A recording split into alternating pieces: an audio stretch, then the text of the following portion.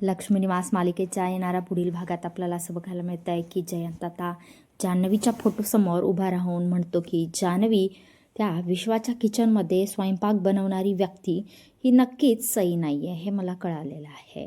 म्हणजे मी ते ओळखलेलं आहे. पण ती स्वयंपाकीन बाई मग नेमकी कोण असेल हे मला आता शोधून काढायलाच लागेल. आणि त्याच्यासाठी माझ्याकडे एक खूप चांगली आणि जबरदस्त अशी ट्रिक आहे. आता जयंत डायरेक्ट विश्वाच्या घरी पोहोचलेला असतो. सईला जयंतला पाहून पुन्हा शॉक बसलेला असतो.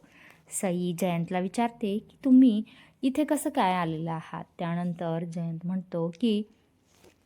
जयंत सईला म्हणतो की मी तुमच्या स्वयंपाकीन बाईंसाठी हे एक खतरनाक असं गिफ्ट आणलेलं आहे, तर मला ते माझ्या स्वतःच्या हाताने देऊन मला त्या स्वयंपाकीन बाईंचे आभार मानायचे आहेत, ज्या मला रोज एवढं गरमागरम आणि सुंदर जेवण भरवतात.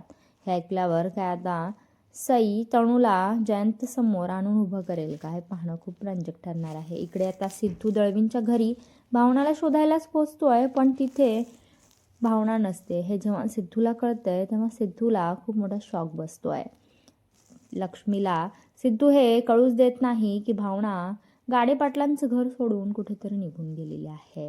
लक्ष्मी आणि विनाने एक नवीन व्यवसाय सुरू केलेला असतो, पिठाच्या गिरणीचा, आणि त्याचं उद्घाटन सिद्धूच्या हातून झालेलं असतं. आता सिद्धूने ठरवलेलं आहे की मला लवकरात लवकर भावनाला शोधायला हवं.